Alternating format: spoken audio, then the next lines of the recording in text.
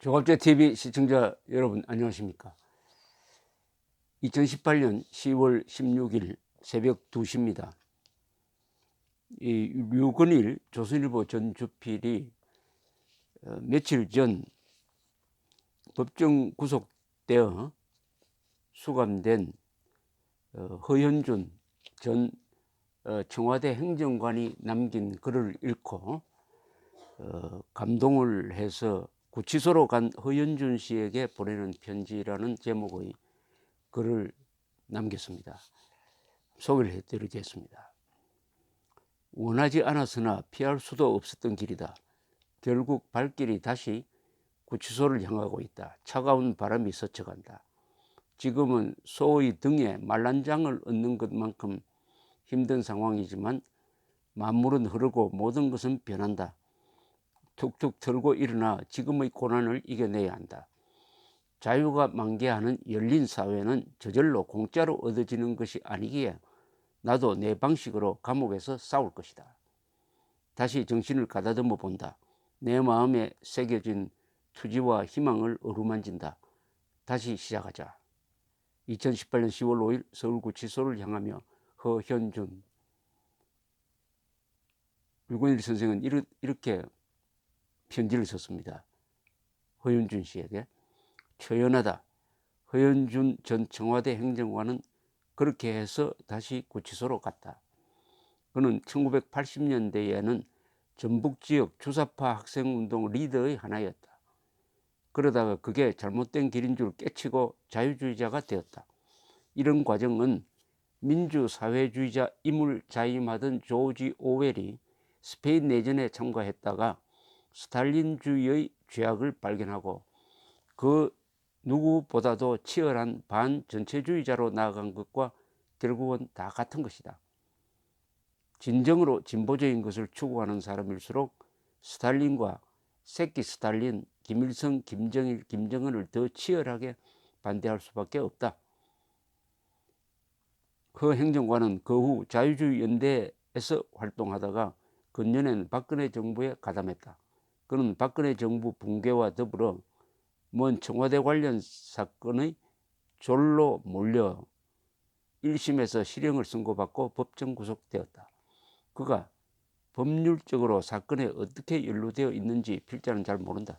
다만 아는 것이 있다. 필자는 노무현 정부 때 그를 포함하는 일단의 젊은 자유주의 운동가들과 만난 적이 있다. 필자의 눈에 보인 그는 한마디로 매우 겸손하고 신중하며 과묵한 일꾼 스타일이었다. 이 점만은 필자는 잘 안다고 할 수 있다. 그런 그가 쓸쓸한 가을 바람을 맞으며 다시 구치소로 발을 옮기는 장면을 상상하면 가슴이 아프다. 그러나 그는 강인한 정신력을 잃지 않고 다시 시작하자며 오히려 감옥 밖에 있는 사람들에게 용기를 불어넣어주고 있다. 그는 역시 투사이고 전사다. 그는 말한다. 고모부와 그 가족을 고사포로 총살하고 이복형을 독극물로 살해하고 리설주 성추문이 알려졌다 하여 은하수 악단 단원들을 화염방사기로 태우고 체제를 비난했다거나 간첩으로 몰아 정치범 수용소로 보내고 폭력을 동원한 극한의 훈련으로 어린아이들의 집단 체조를 연출하여 수령 체제를 선전하는 폐륜적 범죄자 김정은을 이 정신 하나만 잘 간직하면 그는 언젠가는 다시 사회로 나와 자유대한민국을 위해 좋은 일을 할 수 있을 것이다. 시간은 흘러가게 마련이고 시간이 흐르면 감옥문은 열리게 마련이다. 재행 무상, 모든 건 변하고 바뀌게 되어 있다. 그때쯤이면 허현준 씨는 더 성숙한 지성인이자 활동가로 거듭나 있을 것이다. 허영준 씨, 건강만 잘 유지하십시오. 그리고 절대로 정오심에 불타지는 마십시오. 그렇다고 종교인들처럼 원수를 사랑하라고 하진 않겠습니다.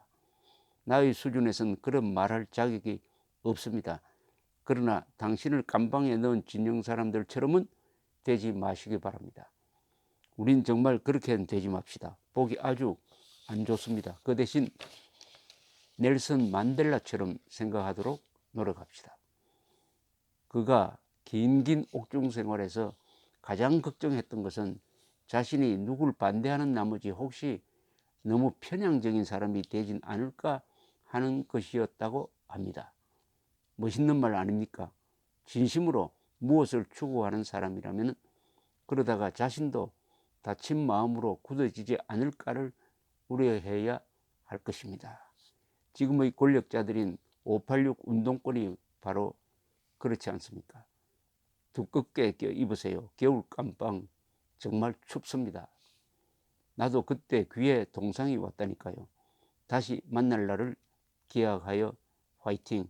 류건일 2018년 10월 15일. 허 전 행정관은 구속 전 서놓고 가족이 대신 페이스북에 게시한 글에서 이렇게 이야기를 했습니다. 허 전 행정관의 페이스북 글을 참고로 읽어드리겠습니다. 원하지 않았으나 피할 수도 없었던 길이다. 결국 발길이 다시 서울구치소를 향하고 있다. 차가운 바람이 스쳐간다. 나는 검찰이 쳐놓은 거물과 짜놓은 거짓 프레임에 순응할 생각이 없었다. 사실과 어긋나는 창작된 스토리에 맞춘 거짓 자백으로 구속을 피하거나 형량을 줄이는 등의 선처를 바랄 생각도 없었다. 검찰은 그런 나의 정당한 불복에 반성의 기미가 없다며 재판부에 엄벌해달라고 요청했다. 궁예의 관심법의 망령이 살아나 명확한 증거가 없는데도 묵시적 청탁이라며 대통령을 구속하는 상황에서 힘도 없는 나를 또 구속하는 것이 뭐 그리 어렵겠는가. 짜놓은 적폐청산 게임판에 던져진 조린데 말이다. 지금의 이 폭정은 급진적 좌익들이 오랫동안 준비하고 예정하던 것이다. 겉으로는 인권과 민주주의, 차이의 존중, 다양성 등의 미사 의혹으로 위장하지만 그들의 정신세계의 근본은 계급투쟁에 있다. 그들이 설정한 적대계급의 파멸을 목표로 한다. 급진적 좌익의 독조는 우리 사회의 근본을 흔든다. 목적을 달성하기 위해서는 어떤 수단과 방법을 써도 잘못이 아니다라는 교만과 독선적 행위가 윤리적 질서를 해체하고 있다. 민주공화국 내부의 경쟁자는 적으로 간주하고 주민을 노예로 지배하는 독재자는 친구가 되는 도덕적 파괴가 그침이 없다. 다시 정신을 가다듬어 본다. 내 마음에 새겨진 투지와 희망을 어루만진다. 다시 시작하자. 이 작년 1월 30일자 보도에 따르면 허연준 당시 청와대 선임 행정관은 채널 A와의 문자 메시지를 통한 인터뷰에서 이른바 문학의 블랙리스트에 대해서 이것은 대통령의 정당한 통치 행위라고 적극 변호한 것으로 기록되어 있습니다.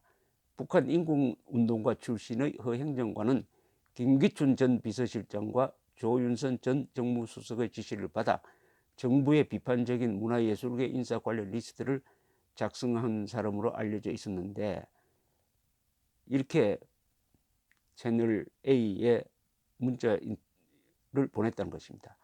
해산된 통진당이나 반정부 당체에 국고가 지원되도록 방치하는 것이 오히려 통치권자의 직무욕이다. 진보 보수의 균형 유지를 위해 그것이 필요했다는 입장이다. 표현의 자유를 억압하는 중범죄가 아니냐는 질문에 대해서는 특정 세력의 시각이라면서 대통령의 정당한 통치 행위로 형사처벌의 대상이 될 수 없다. 이렇게 당당하게 생각을 밝혔다고 합니다. 이 허연준 씨는 주사파 운동권 출신이니까 지금 주사파 전력자가 이 정권 안에 요직에 있다는 이 상황에 대해서 이런 표현을 했습니다. 그 편지에서 주목할 표현입니다.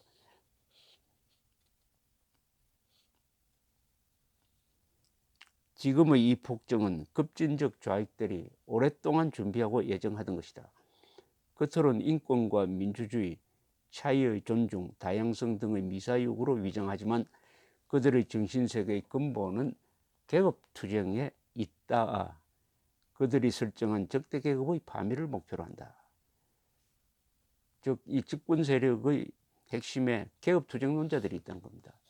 계급투쟁론자이기 때문에 우리 대한민국 헌법을 정면으로 부정을 하고 정치적 동반자까지도, 경쟁자까지도